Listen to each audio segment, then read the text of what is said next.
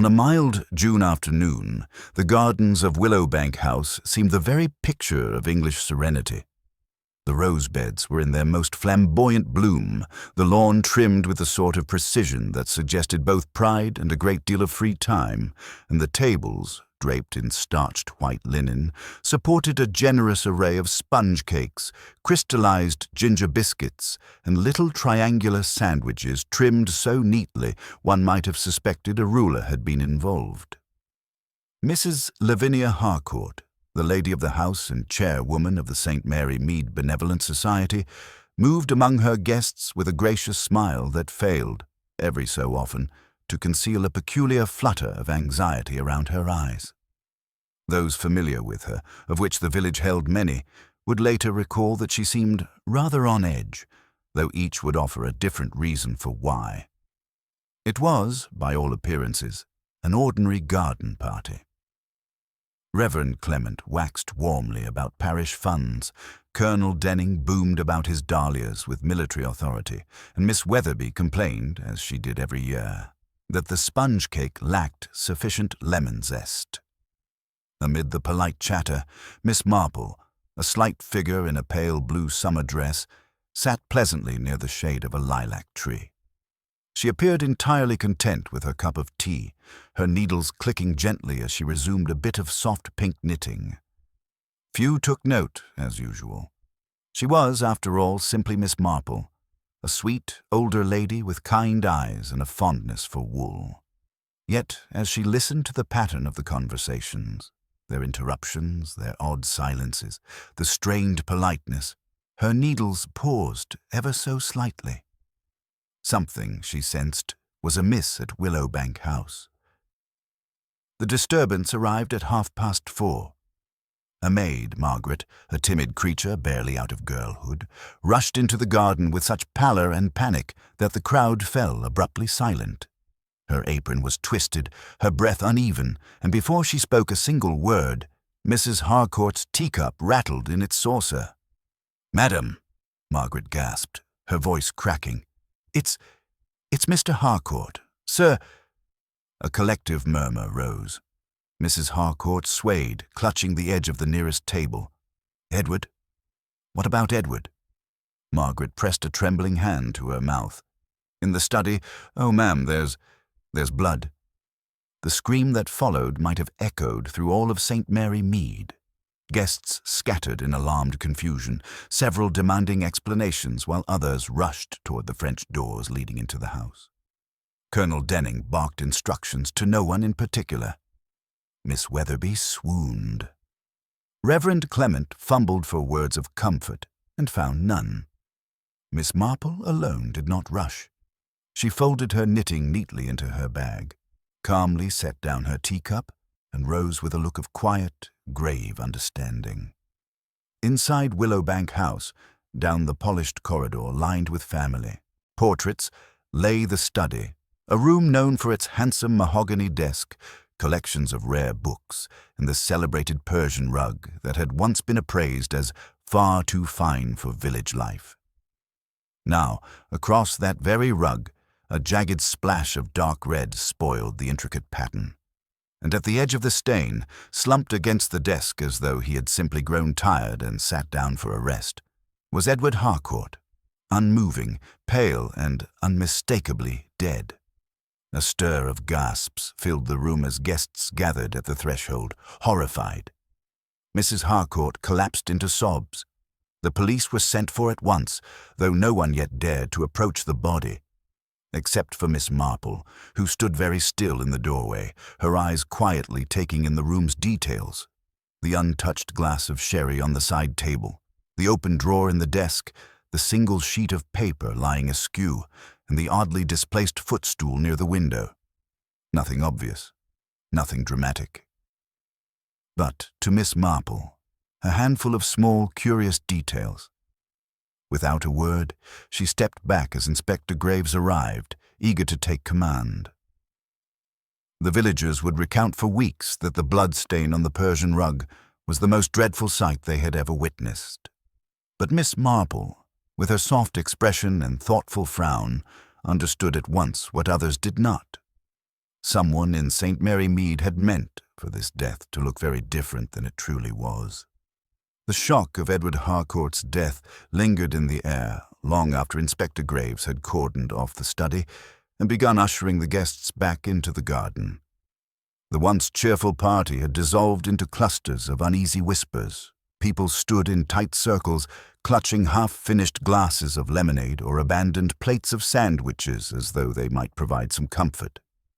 The afternoon sun, previously warm and pleasant, now felt strangely indifferent in its brightness.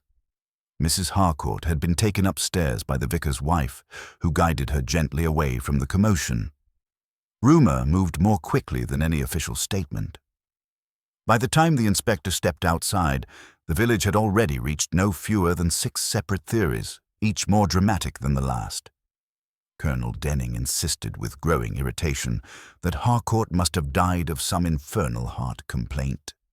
Miss Weatherby, who recovered from her swoon with remarkable speed, countered that such a tremendous amount of blood indicated foul play.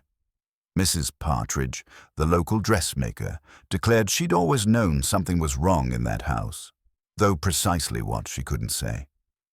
Miss Marple moved among them quietly, a soft, unobtrusive figure whose presence attracted little attention. That suited her perfectly. People spoke more freely when they did not feel observed, and she found that most individuals, whether out of fear, nerves, or eagerness to impress, said far more than they intended.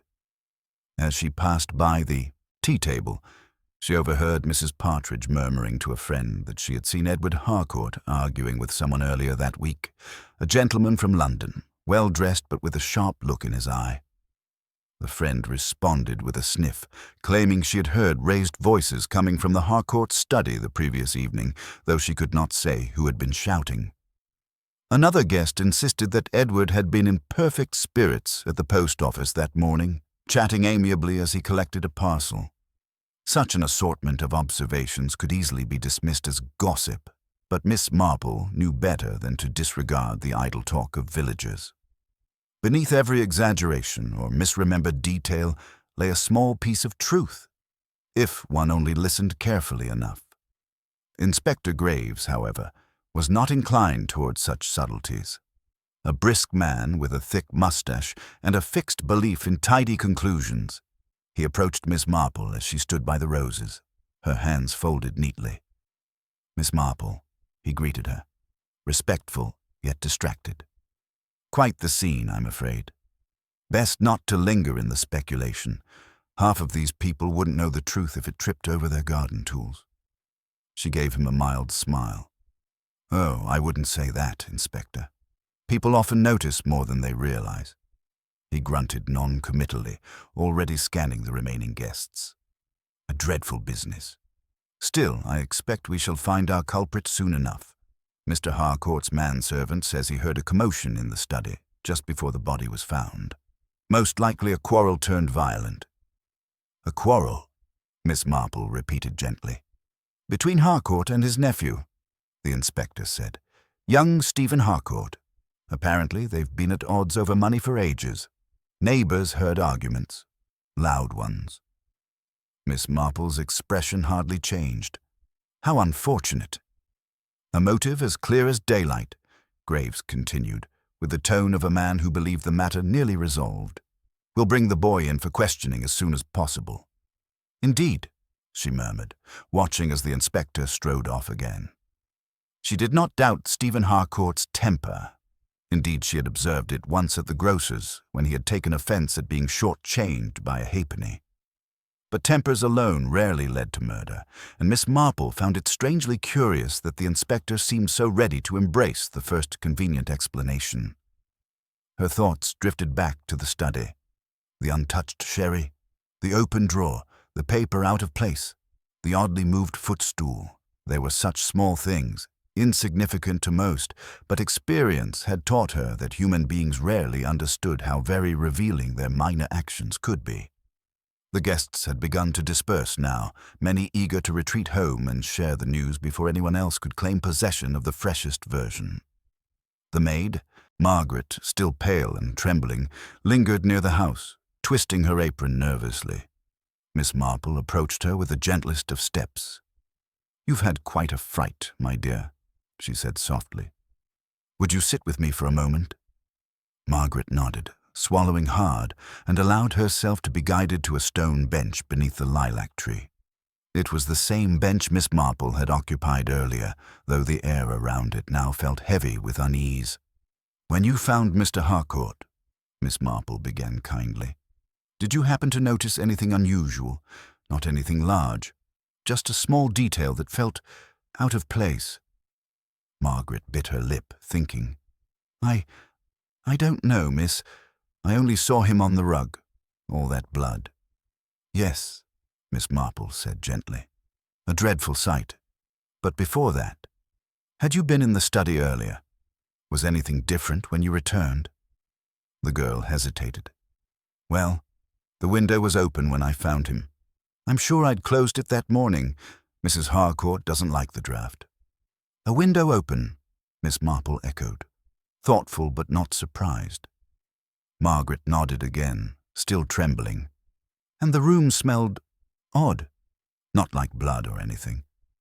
More like someone had spilled perfume. Only just a bit." Miss Marple laid a comforting hand on the girl's arm. "You've been very helpful, my dear. More helpful than you realize." Margaret blinked at her, confused but comforted by the older woman's calm tone. Miss Marple looked toward the house, her expression unreadable. Something had begun to form in her mind, not a conclusion, not yet, but a faint outline, a suggestion. And as the villagers hurried home to spread their theories, and Inspector Graves set off in pursuit of the nephew he believed his prime suspect, Miss Marple knew with quiet certainty that the truth behind Edward Harcourt's death was far more intricate than anyone presently suspected. She also knew, as she often did, that the smallest detail a person overlooked might very well be the key to all the rest. Miss Marple remained beneath the lilac tree for several minutes after Margaret left, letting the girl's trembling steps fade before she rose.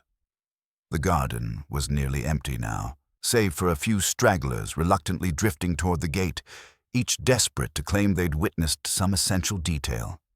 Yet their voices were fading, replaced by a deep, uneasy stillness that settled over Willowbank House like an unwelcome guest.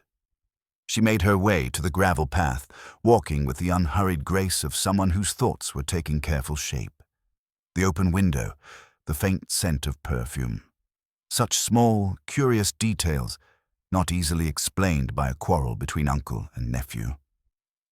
Inside, the Harcourt's manservant, Pritchard, moved stiffly through the hallway, locking doors as instructed by the inspector. He gave Miss Marple a clipped nod, clearly wishing to avoid conversation. That, in itself, was unusual. Pritchard was ordinarily the most punctilious of men, always ready with a polite inquiry after her health.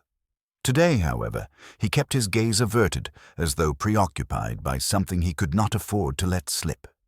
Miss Marple stored that away quietly. Near the front steps, she spotted Stephen Harcourt striding up the drive, summoned, no doubt, by the inspector's urgent message. His gait was brisk but uneasy, and he looked paler than a young man of his good health ought to. The moment he noticed Miss Marple, he attempted a polite bow, though agitation rushed through the gesture.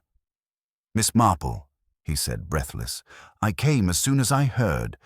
They say Uncle Edward—" She placed a gentle hand on his arm. "I am very sorry, Stephen." His jaw tightened.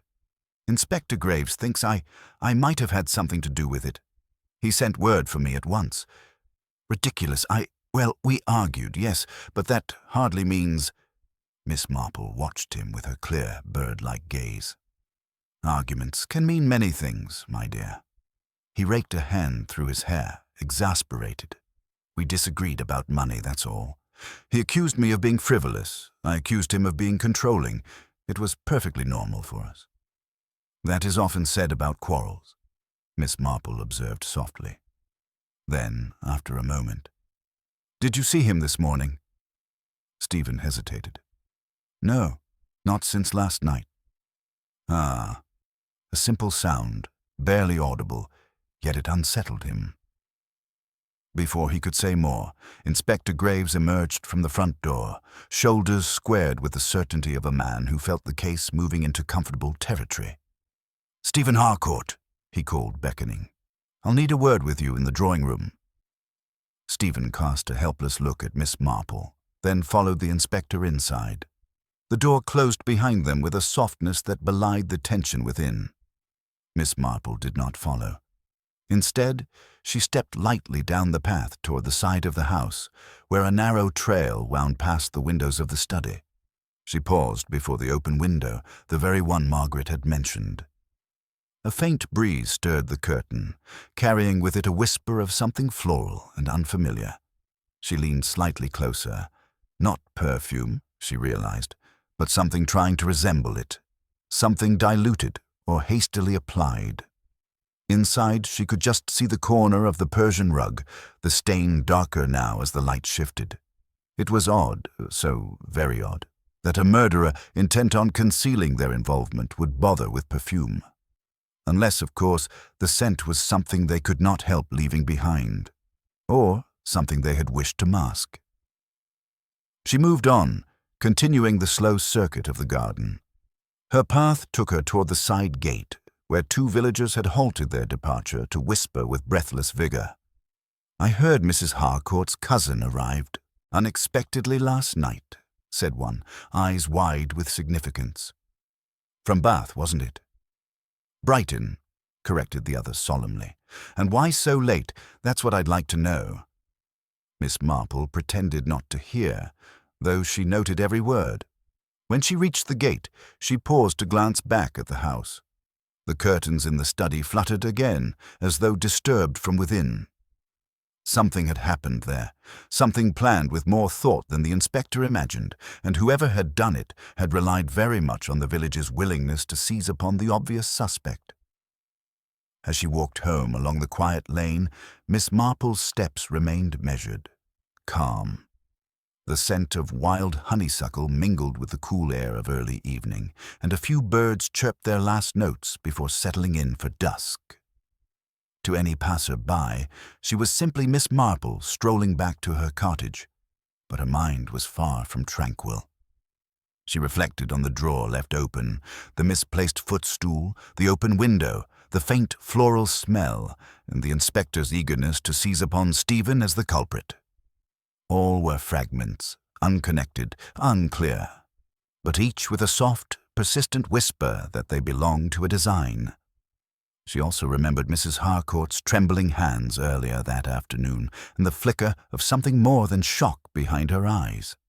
There was much yet to be learned, much yet concealed. As Miss Marple reached her front gate, she paused, for she had the unmistakable sensation that someone was watching her from the shadows near Willowbank House. Not following, merely observing. She glanced over her shoulder, her expression mild. The lane was empty, completely still. Yet Miss Marple did not mistake the feeling. In St. Mary Mead, even the quietest watcher seldom remained hidden for long. Miss Marple lingered at her gate a moment longer, her hand resting lightly on the latch as her eyes traveled once more down the quiet lane. There was no movement, only the dimming light of early evening, the soft rustle of hedges, and the faint scent of the vicarage's lavender bushes drifting on the air. Yet she felt certain someone had paused in their step the instant she'd turned, slipping away with a swiftness born of guilt or fear. It was not the sort of sensation she dismissed. She pushed open the gate and entered her garden, closing it behind her with a soft click. Her little front path, edged with forget-me-nots, seemed the picture of domestic calm. But Miss Marple's thoughts unsettled it, weaving threads of suspicion through each quiet detail of the afternoon's events. She stepped inside her cottage and hung her hat on its usual peg before setting the kettle on.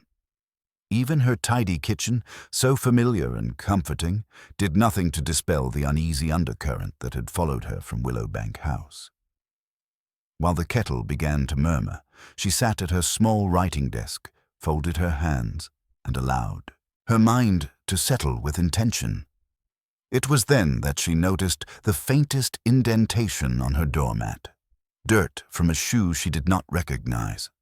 Not enough to be dramatic, but enough for someone with eyes trained by habit to wonder. The earth was darker than the soil of her own garden, perhaps from the wooded hedge path behind Willowbank House. She studied it only a moment. She did not need long to understand that someone had stood very near her door before she arrived, watching, debating perhaps whether to knock or whether to flee.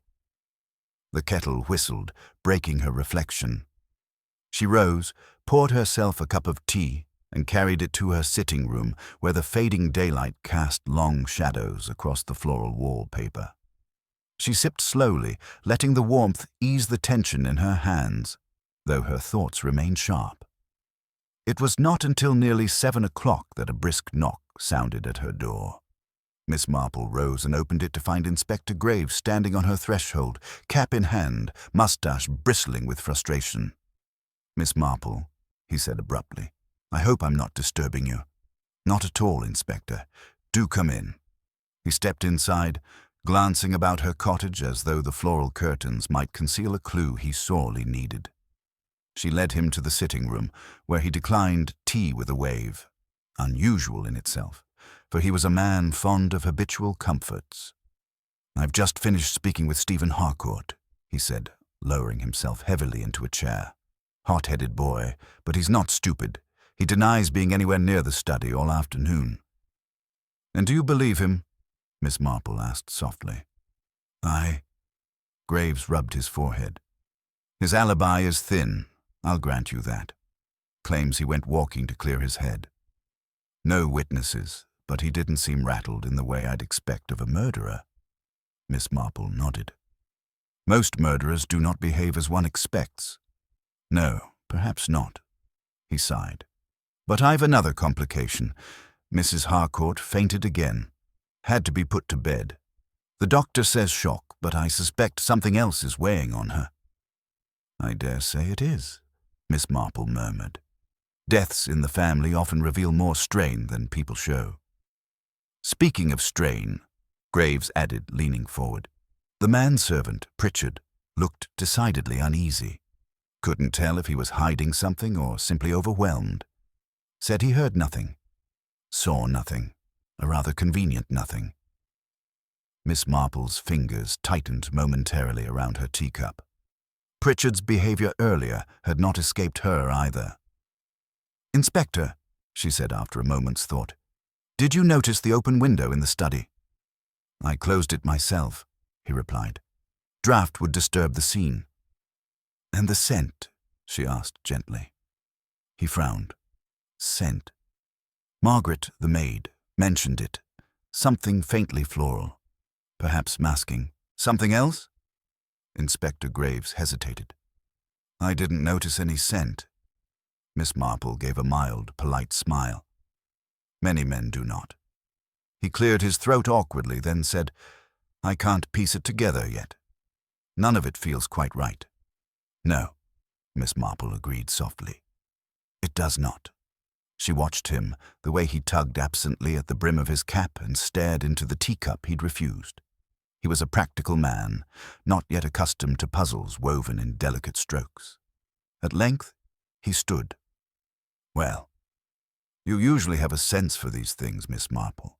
If anything occurs to you, I'd appreciate hearing it." "You shall, Inspector," she promised. After he departed, closing the door behind him with a weary sigh, Miss Marple returned to her chair and sat very still.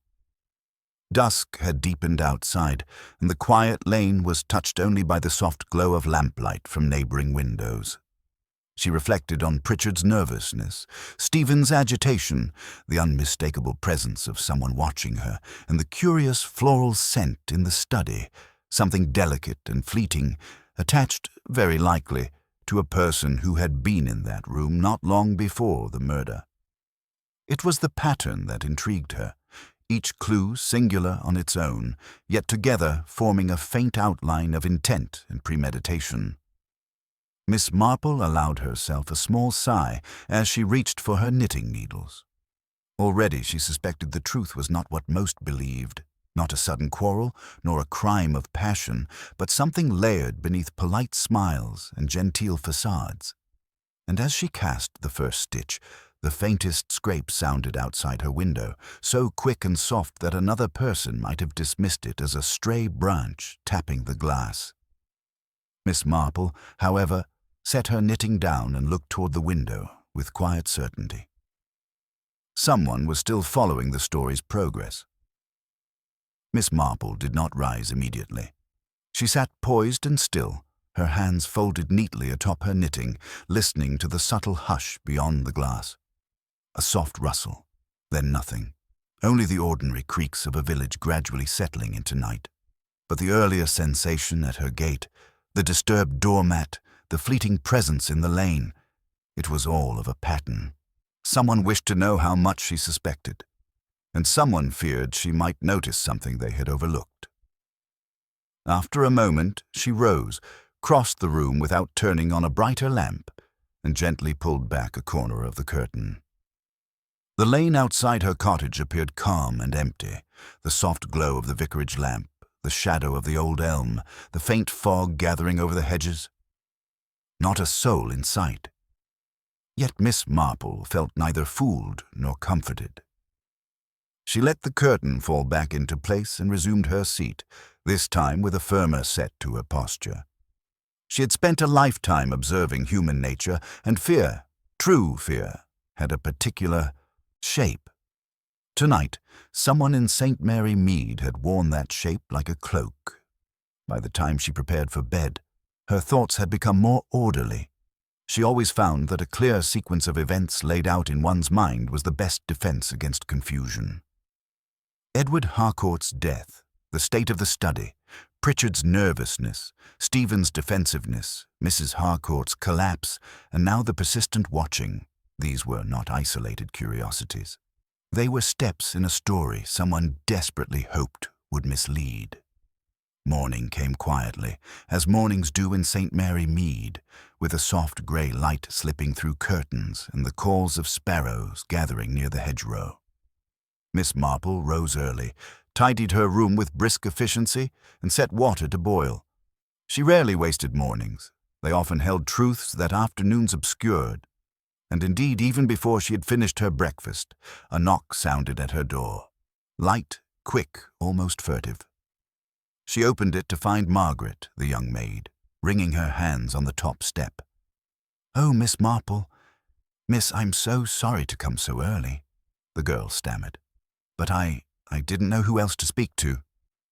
"Come in, my dear," Miss Marple said gently. "You look quite distressed." Margaret stepped inside, closing the door behind her with a nervous glance over her shoulder. She perched on the edge of the nearest chair, trembling as though someone had chased her halfway across the village. "Is something wrong at Willowbank House?" It's Pritchard, miss," Margaret whispered. "He was awake before dawn, polishing things that didn't need polishing, checking the doors again and again. And when Mrs. Harcourt rang for breakfast, he jumped so terribly he nearly dropped the tray." "Fear often does that," Miss Marple murmured. Margaret swallowed. "Miss, he told me not to talk to anyone about what I saw yesterday, about the window and the scent. He said it might confuse the investigation, but he said it in a way that frightened me." Miss Marple nodded slowly. "You were very wise to come." The maid's voice dropped to a trembling whisper. "Do you think he had something to do with it?" "That, my dear, remains to be seen. People hide things for many reasons, some more innocent than others." Margaret twisted her hands again. "He wasn't like this before. Not ever." Miss Marple studied the girl's frightened expression. Margaret was not prone to exaggeration. Her worry meant something. "Tell me," Miss Marple asked softly, "were any visitors at the house this morning? Or yesterday evening after the inspector left?" Margaret hesitated, thinking carefully. No visitors, except—" She paused. "Well, Mrs. Harcourt's cousin was wandering about. He said he couldn't sleep. I saw him near the study door very early, before it was properly light." "Ah," Miss Marple said under her breath. She had not yet met this cousin, but the murmured whispers from the garden party came back to her. The late-night arrival, the uncertain origin, the sudden appearance in a house now shrouded in tragedy. People do not wander near the scene of a murder at dawn unless they have reason. Margaret's voice wavered. Miss Marple, if the inspector thinks Stephen did it, will he stop looking at anyone else? Miss Marple reached across the small table and laid her hand atop the girl's trembling fingers. No investigation that rests on convenience is a true one, Margaret. The truth has a way of surfacing, even when someone tries to keep it buried. Margaret's shoulders sagged with relief, if only slightly. You must go now, Miss Marple said softly, before Pritchard grows more suspicious of your absence, and do be careful. The girl nodded hastily and slipped out the front door, clutching her shawl close as though to guard herself from more than the morning chill. Miss Marple watched her hurry down the lane, her young figure swallowed gradually by the mist. When she finally closed the door, she leaned against it for a brief, thoughtful moment. The puzzle had shifted overnight. Someone in Willowbank House was growing anxious, desperate even. Their uncertainty had driven them to watch her cottage, to caution the maid, to check doors and windows with frantic diligence. Miss Marple, however, felt neither frightened nor deterred. She had seen such patterns before, fearful men and desperate women, secrets gnawing their way toward revelation. She took her coat from its peg, pinned on her little hat, and stepped outside into the quiet morning air. By the time she reached the lane leading back toward Willowbank House, she had formed a very particular intention. There were two people she needed to speak with: Pritchard, whose fear had grown too visible to conceal, and Mrs. Harcourt's cousin, who wandered in Dawn's shadows with reasons yet unknown. The truth, Miss Marple knew, was already beginning to stir. Miss Marple walked with measured steps, her cane tapping lightly on the lane, though she scarcely leaned on it.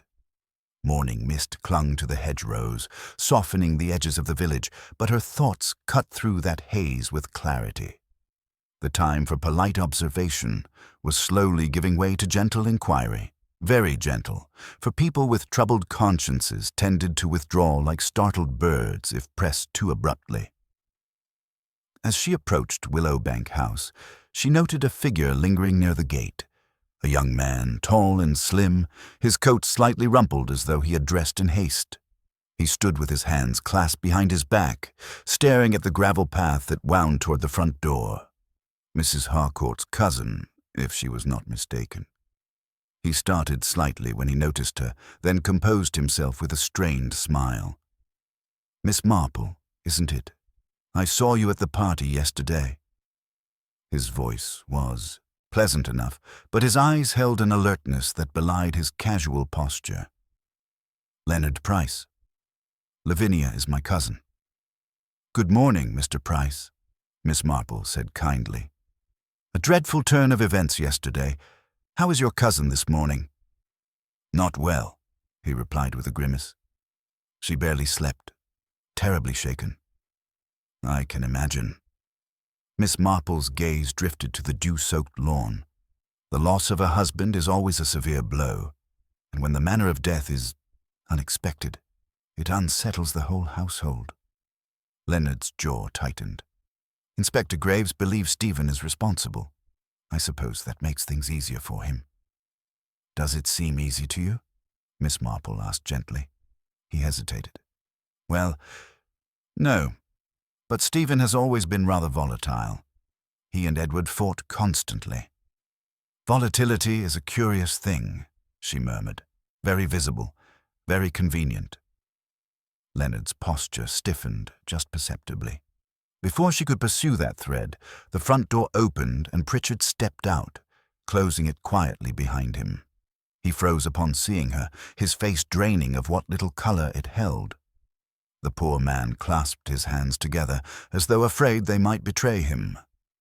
Miss Marple, he said thinly. Mr. Price. The inspector isn't here at present. Miss Marple's smile was gentle, reassuring. I have no need of the inspector, Pritchard. I simply wished to inquire after Mrs. Harcourt. "She's resting," Pritchard said, voice taut. "Doctor's orders. No disturbances?" "Of course. I wouldn't dream of troubling her." She studied him for a moment, noting how his gaze flickered restlessly toward the house. "Margaret mentioned you'd had a very trying morning." His head snapped up. "Margaret talks too much," he muttered, then flushed with immediate regret. I mean, the girl is anxious, that's all." "Anxiety is sometimes a sign of a troubled conscience," Miss Marple said calmly. "But more often it is a sign of being told to fear things that ought not be frightening." Pritchard paled further, his lips parting as though to protest, but no words came. Leonard stepped forward sharply. "Miss Marple, really, this is hardly the time for—" But Miss Marple raised a hand, her tone mild. "Forgive me. I have no desire to upset anyone. Yet yesterday's events unsettled more than the household. The window open in the study, for instance."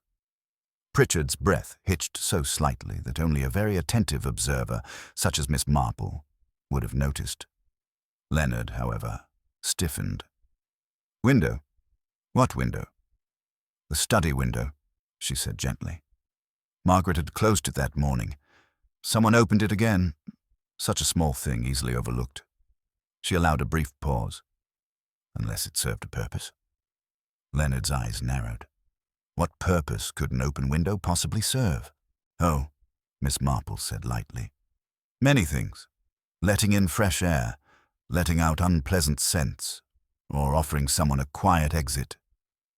Pritchard uttered a faint sound, half gasp, half choke. Leonard turned sharply toward him. "Pritchard, what is the matter with you?" Pritchard shook his head violently. "Nothing. I've had too little rest." Miss Marple stepped closer, her voice warm, almost soothing. "Pritchard, my dear, you seem very frightened. But frightened people often protect the wrong things. Many times I've seen it. A maid protecting a mistress, a clerk protecting an employer, sometimes even when they've done nothing wrong." His hands trembled visibly. Leonard frowned. "This is absurd. Miss Marple, if you have questions, you should direct them to Inspector Graves." "Oh, I have little doubt the inspector will benefit greatly from answers," she replied calmly. "But I find it useful to speak to those closest at hand first." Leonard exhaled sharply, impatience flashing across his features. "Well, if you're determined to question us, Miss Marple, I should at least clarify something. I was nowhere near the study yesterday afternoon. I was resting upstairs. Anyone can confirm it." "Resting?" Miss Marple asked softly. "But Margaret saw you in the corridor before dawn, near the study." His expression faltered. "I couldn't sleep. The house was unsettling." "Unsettling places," she said gently, "often draw us toward the things we hope not to think about." A long, tense moment passed between them. At last, Leonard exhaled, stepping back from the gate. "I don't have to justify my movements to you." "No," Miss Marple agreed pleasantly. "Not to me." He swallowed hard and turned away, disappearing back into the house with brisk, agitated steps.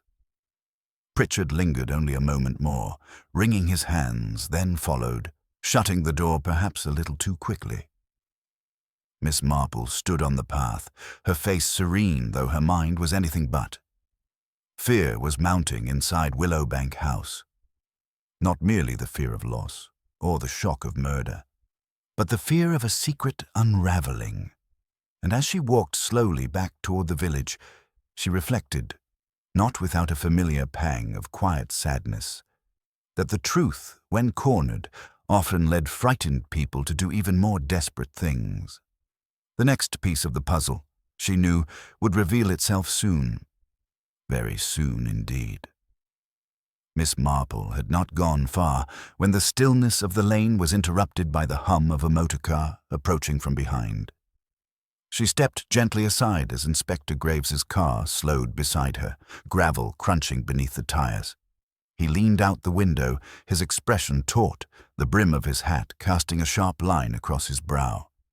"Miss Marple," he said, voice clipped but not unkind. "I was on my way to Willowbank. I take it you've already been." "I have indeed," she replied, her tone pleasantly mild. "A most anxious household today." "So I'm hearing," he muttered, shutting off the engine. "Mind walking with me a bit? I'd value your impressions." Miss Marple inclined her head, falling into step beside him as they continued along the lane. For a few moments, Graves was silent, gathering his thoughts. She sensed it was not reluctance, but rather a man trying to place pieces whose shapes no longer matched his expectations. "You saw Leonard Price?" he asked finally. "Yes, just at the gate. He seemed unsettled." Graves huffed. "Most of them seem unsettled, but Price, well, I'm not sure what to make of him. Says he hardly saw the victim yesterday except at the party. Claims he was ill, resting upstairs much of the afternoon." He cast her a sidelong glance. "You're not convinced?" Miss Marple smiled faintly. "I find it curious, Inspector, that a man who slept poorly the night before should also find the afternoon so conducive to rest." Graves grunted. "Curious, yes, but hardly proof." "No, of course not. But Pritchard's reaction when I mentioned the study window, that was not mere unease. That was fear." "Fear of what?" "Ah," Miss Marple murmured. "That is the question." They walked a few more steps before Graves exhaled sharply through his nose. "We found something this morning, something that complicates things." Miss Marple lifted her gaze. "Oh?" He hesitated, a rare thing for a man usually so brisk. "A glove, men's size, leather, found in the shrubbery beneath the study window." She paused. "Blood-stained?" "No, but damp. Likely dropped last night, perhaps even during the storm. And Miss Marple, Edward Harcourt, didn't wear gloves yesterday. Not a pair like this." She absorbed that quietly. A discarded glove suggested haste, or struggle, or someone unprepared for the consequences of his own plan. "And Stephen?" she asked softly. "In custody," Graves said, still insisting he was nowhere near the study until the shouting started.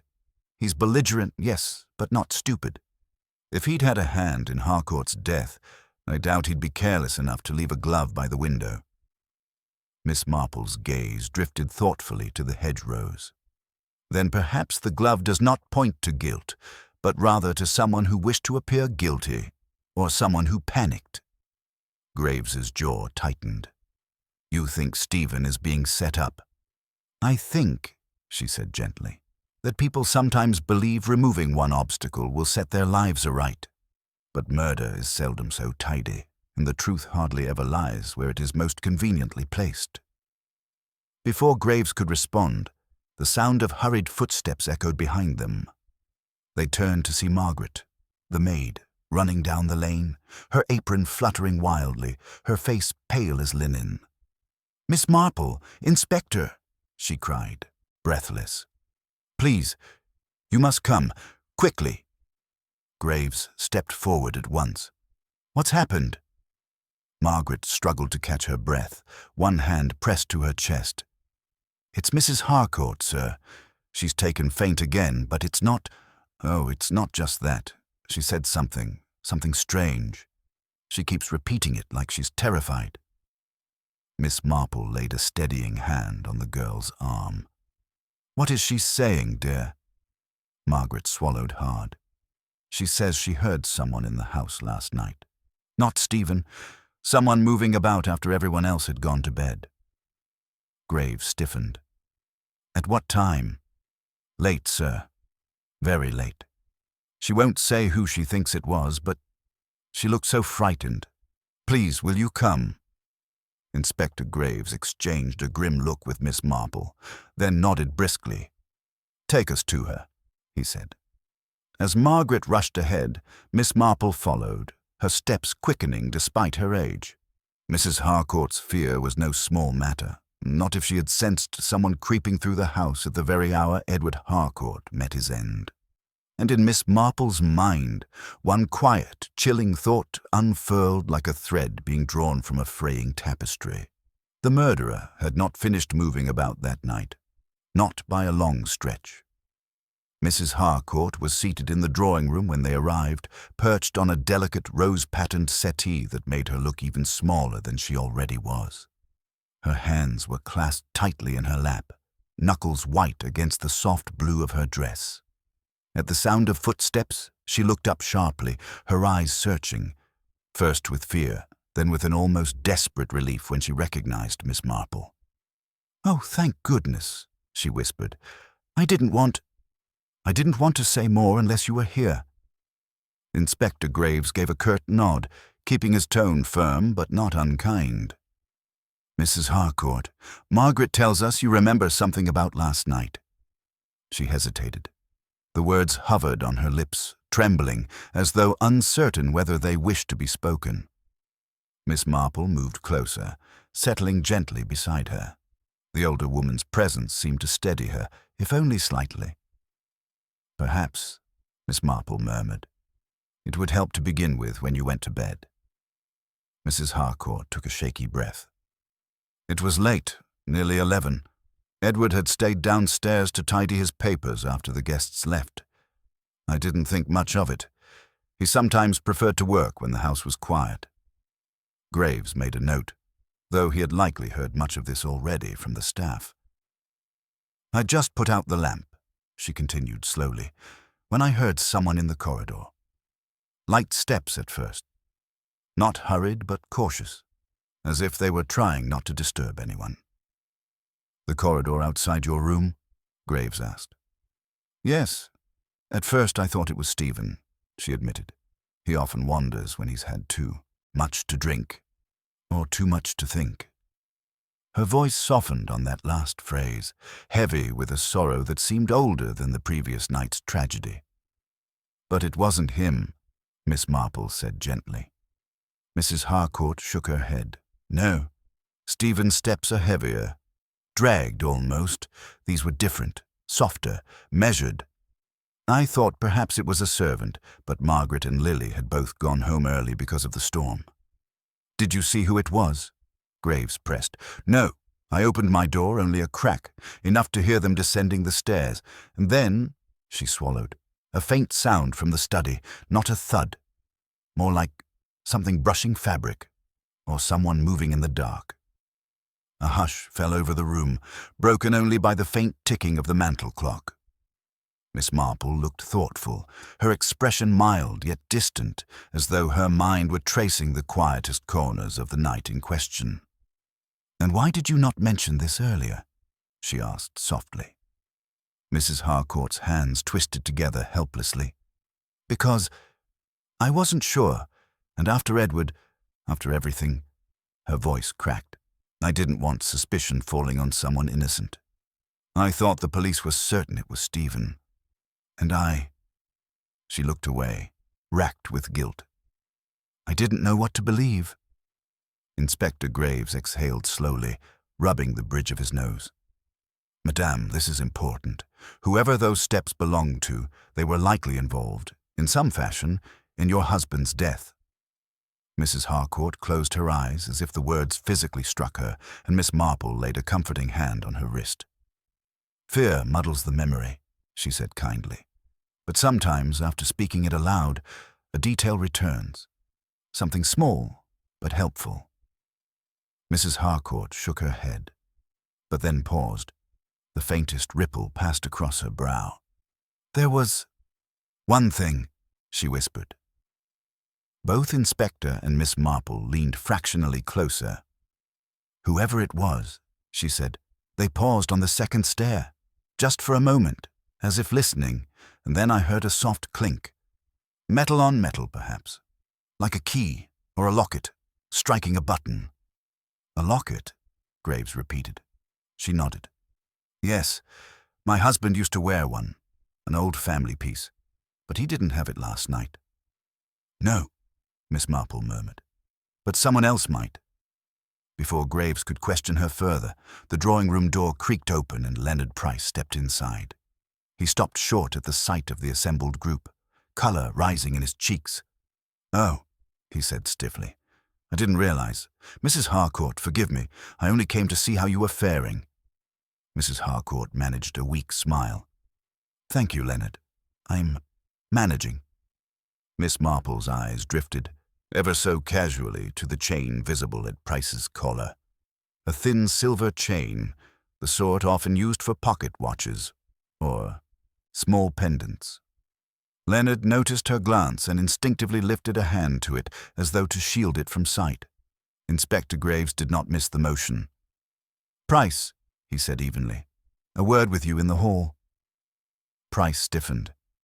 "Is this really necessary?" "Quite." He stepped reluctantly into the corridor, and Graves followed, shutting the door behind them. Miss Marple remained seated beside Mrs. Harcourt, but her gaze lingered on the closed door, thoughtful and unhurried. She did not know yet if Leonard Price had descended those stairs in the dead of night, but she knew absolutely that he was hiding something. And human nature being what it was, secrets rarely stayed buried for long in a place like Medford-on-Sea.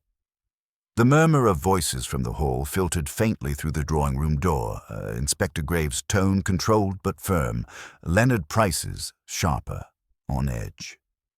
Mrs. Harcourt sat motionless, her gaze fixed on the hearth as if the pattern of the embers might offer some promise of order amidst the chaos. Miss Marple stayed beside her only a moment longer before rising with a gentle pat to the woman's hand. "I shall not go far, my dear," she said softly. "Do try to breathe." Mrs. Harcourt nodded, though her breath was little more than a fragile flutter. Miss Marple crossed to the door, pausing just short of opening it, listening, not to eavesdrop, but to time her entrance with a politeness that masked her intent. When she finally stepped into the corridor, Graves had just finished a question that made Leonard stiffen as though struck. "And you're certain," Graves was saying, "you remained in your room the entire night?" Leonard saw Miss Marple and quickly smoothed his expression, though his jaw remained tense. "I've already said as much. Inspector, truly, this line of questioning is absurd." "Absurd," Graves repeated dryly. "A man is dead, Price, and you happened to be wandering the grounds last night by your own admission." Leonard drew himself up indignantly. "I said I stepped outside for air, not that I went near the study window."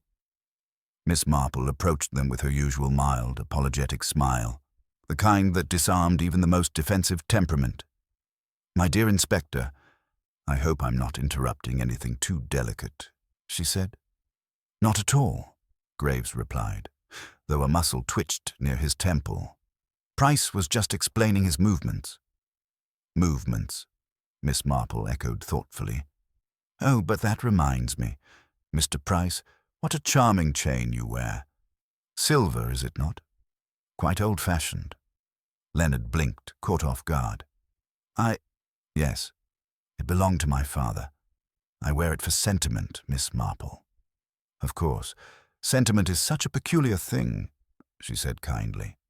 "It clings to us at the most unexpected times. Why, one often finds that objects become almost noisy when they carry a history, making little sounds against buttons or coat fabric." Leonard's shoulders tightened almost imperceptibly. "If this is meant to be some insinuation, I don't appreciate it." "Insinuation? Oh no, merely an observation. I'm quite certain that if anyone were wandering about late last night, and if they happened to wear something like that, the sound would carry in a quiet corridor." The chain at his collar seemed suddenly too heavy for him. He shifted, adjusting it with an irritated tug. Inspector Graves' gaze sharpened. "You didn't mention wearing this last night." Leonard bristled. "Because it is irrelevant." "Is it?" Graves stepped closer. "Your chain, did it have anything attached to it yesterday? A pendant, perhaps? A seal? A small watch?" "I told you, it's just a chain." But his protest came too quickly, too forcefully. Miss Marple saw the telltale flicker in his eyes, the small swallow of the throat. familiar signs she had observed many times in erring youths in St. Mary Mead who insisted they hadn't broken a window or stolen a biscuit. Graves' patience thinned visibly. "Price, if you're hiding something," a new voice cut through the tension. "Inspector Graves."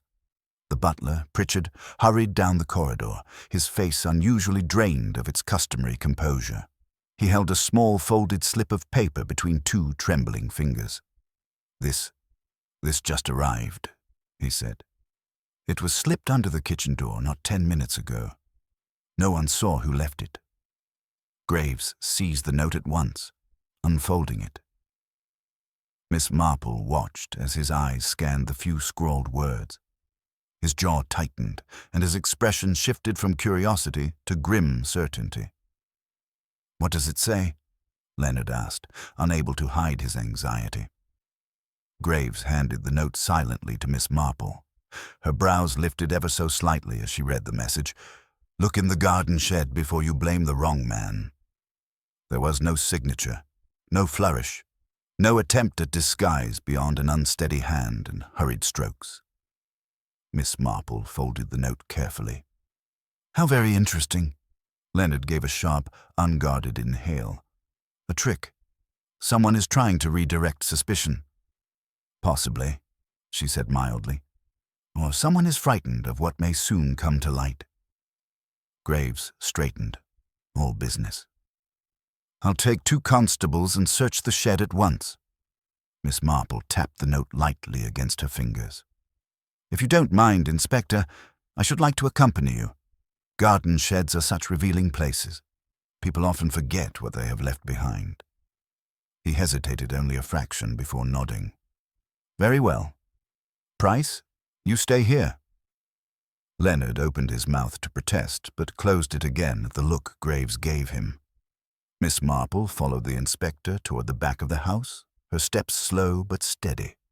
The garden path glistened faintly from the earlier rain, and the air smelled of wet roses and something else. Something metallic, sharp, lingering faintly in the breeze. When the shed came into view, its door slightly ajar despite the morning sun, Miss Marple's gaze sharpened. Someone had been inside recently, and whatever waited within was poised to shift the shape of the entire investigation. Inspector Graves signaled for the constables to flank the shed, though the gesture carried more caution than urgency. The half-open door swayed slightly in the breeze, tapping a soft, irregular rhythm against the frame, a sound that felt too deliberate, too expectant. Miss Marple paused just short of it, her eyes narrowing ever so slightly. "It's curious," she murmured, "how a door left ajar can tell you far more than a door flung wide." Graves glanced at her briefly before pushing the door inward with the end of his cane. The hinges gave a low groan and the faint smell of damp earth and oil drifted out. Inside, the shed was dim, its single window streaked with grime. Gardening tools lined the walls in meticulous rows, Pritchard's handiwork, no doubt, and a collection of flower pots was stacked neatly in one corner. For a moment, it appeared perfectly ordinary. Then one of the constables let out a startled exhale. "Sir, look!" Against the back wall, partially veiled by a tarpaulin, lay a small wooden crate. The lid was half off, as though someone had been interrupted while rummaging through it. Graves strode toward it, lifting the tarp aside. Miss Marple stepped closer as he pulled the crate open. Inside lay a folded tweed jacket, still damp around the cuffs. Beneath it, wrapped in linen, was a pocket knife, its blade stained with a dark residue that had dried in uneven streaks. Graves drew a sharp breath. Blood, almost certainly. And this jacket, someone tried to hide it. He lifted it carefully. A silver chain slid from the inner pocket, catching a glint of light.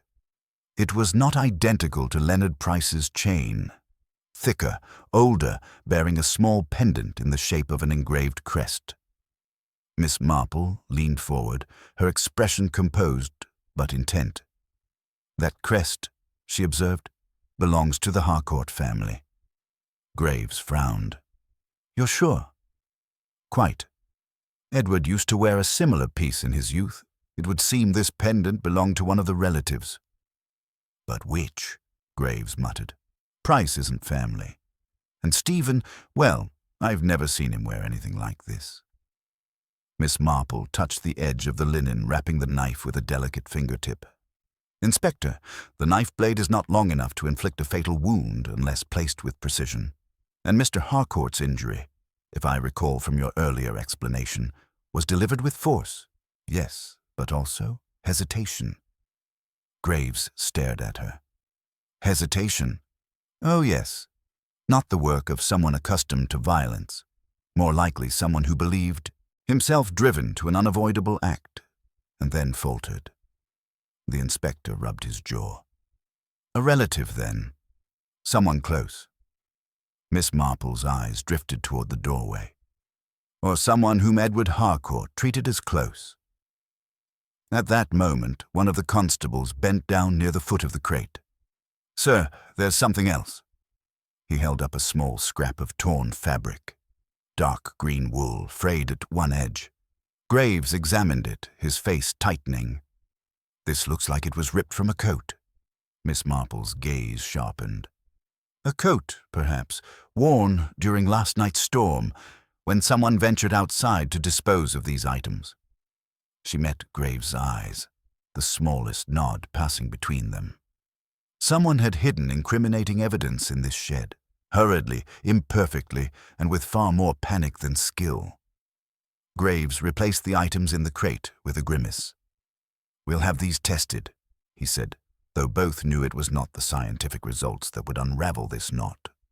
As they stepped out into the brighter air, Miss Marple paused at the threshold, scanning the ground. The soil was soft from the rain, and though much had been disturbed, she spotted a single, clear impression near the door.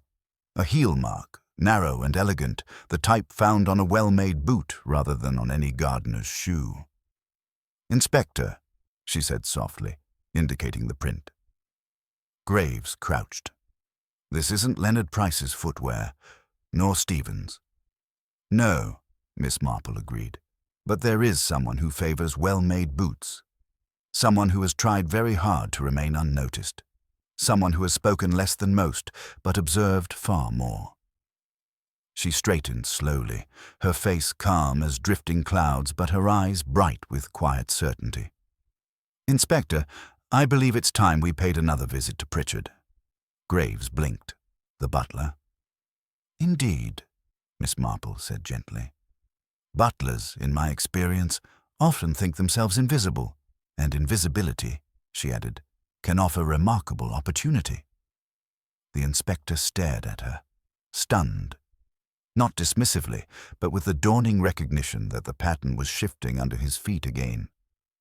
Miss Marple folded her hands neatly before her. For if the murderer wished to hide evidence quickly, quietly, and without raising suspicion, who better than the man who moves silently through every corner of the house?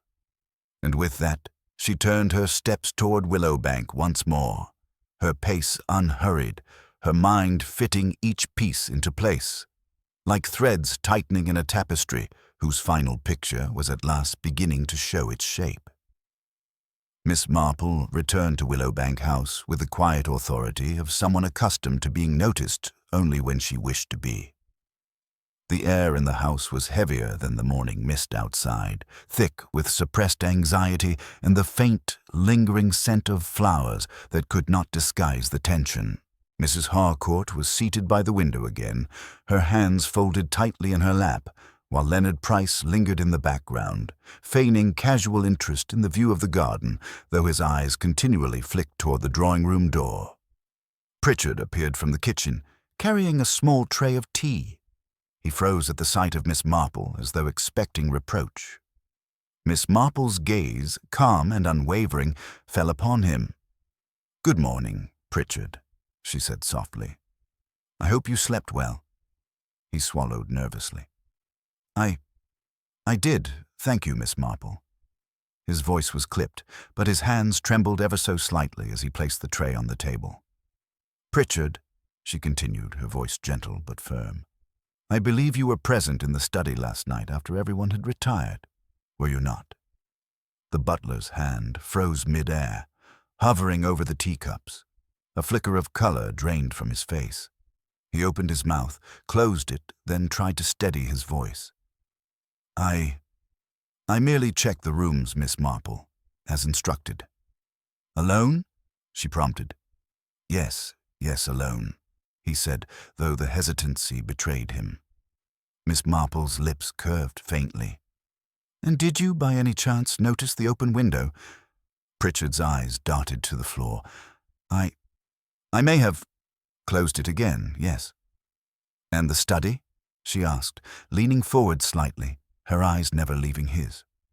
"Was there anything unusual when you entered?" He hesitated, then shook his head. "No, nothing unusual. Only some papers out of place, Miss Marple. But I thought it merely the wind from the storm."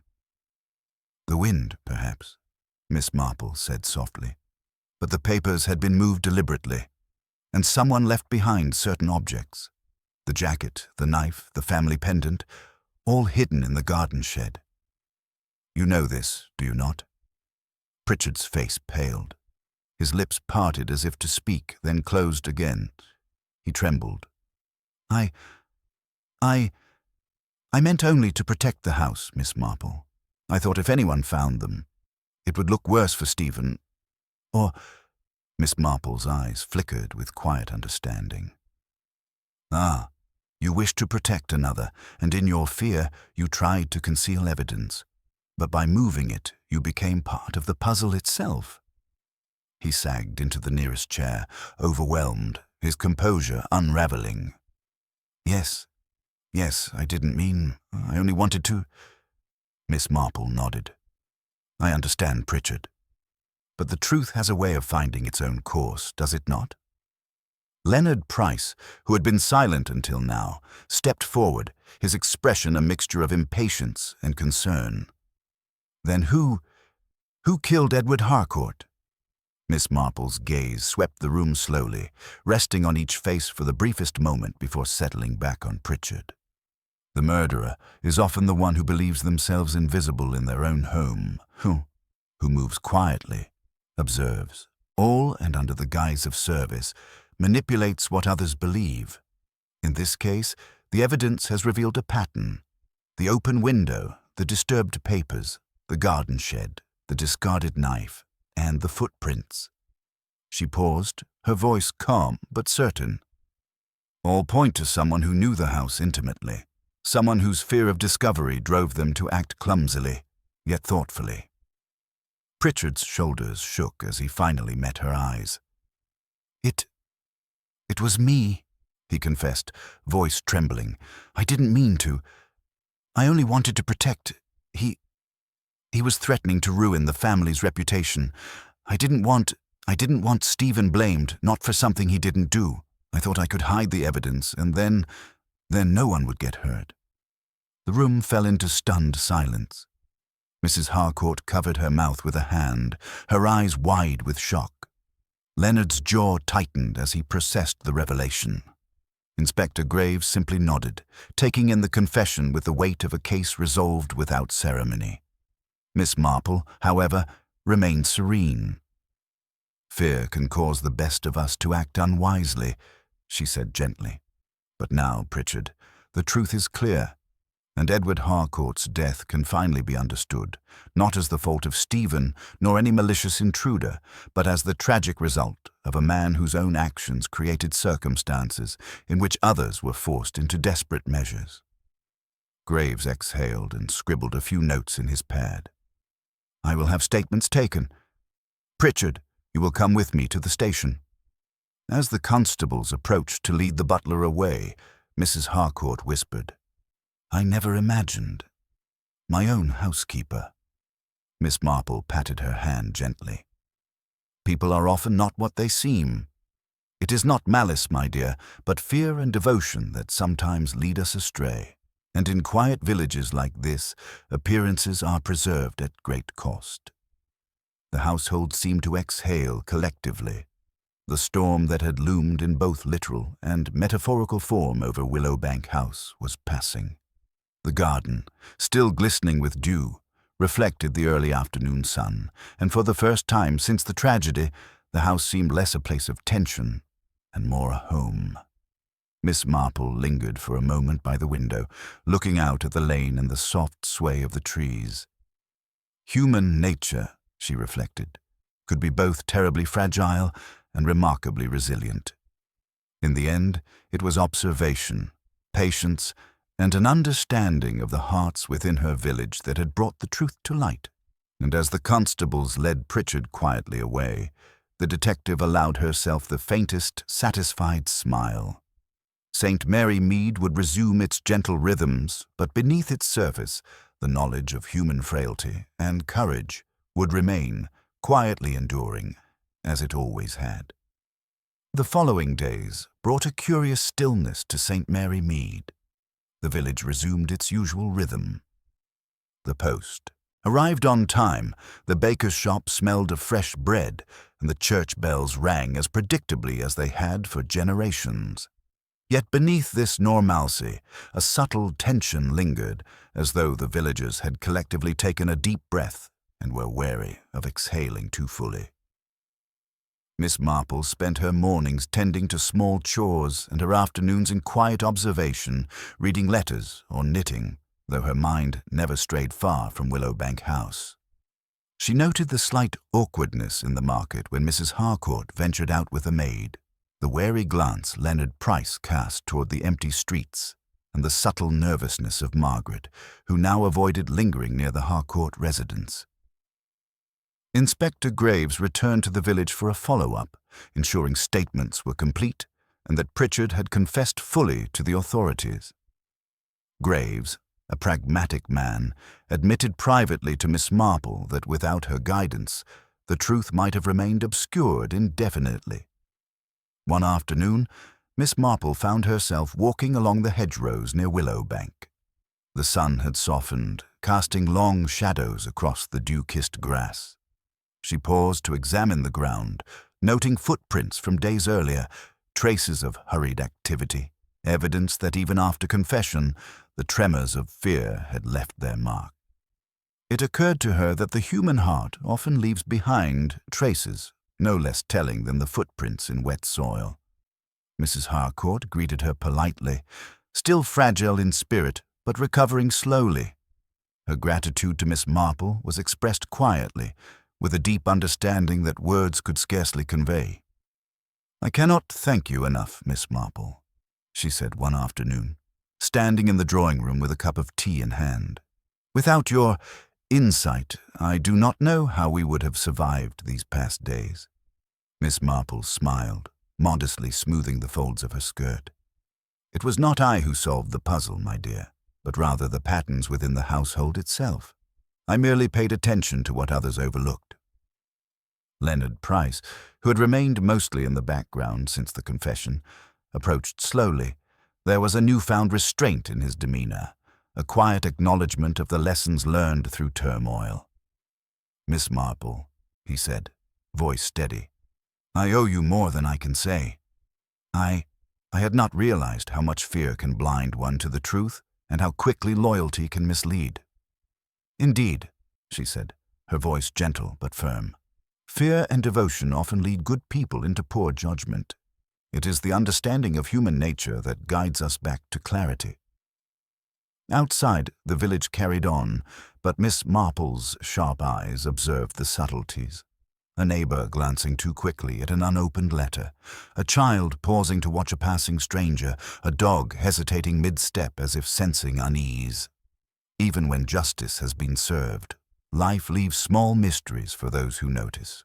That evening, as the sun dipped below the horizon, painting the sky in shades of rose and gold, Miss Marple sat by her window with her knitting, contemplating the events at Willowbank House. She reflected not on the act of murder itself, but on the complexities of human nature that had brought it about. Fear, loyalty, secrecy, and the quiet courage of those who dared to reveal the truth. For in St. Mary Mead, life would continue as it always had. gentle, ordinary, and calm. But beneath the surface, the truths Miss Marple had uncovered would remain, quietly influencing every glance, every whispered conversation, every small act of human kindness or folly. And in that stillness, Miss Marple allowed herself a faint, satisfied smile. The village was safe once more, yet the lessons of human nature, once glimpsed, were never forgotten. With the sun finally set, she rose, set aside her knitting, and prepared for a peaceful evening, certain that the patterns of life, sometimes dangerous, sometimes revealing, would continue to unfold in the ways only a keen observer could fully appreciate. The bloodstain on the Persian rug had been revealed, its mystery solved, but the subtle art of observing the human heart, Miss Marple knew, would always remain a delicate and ongoing task.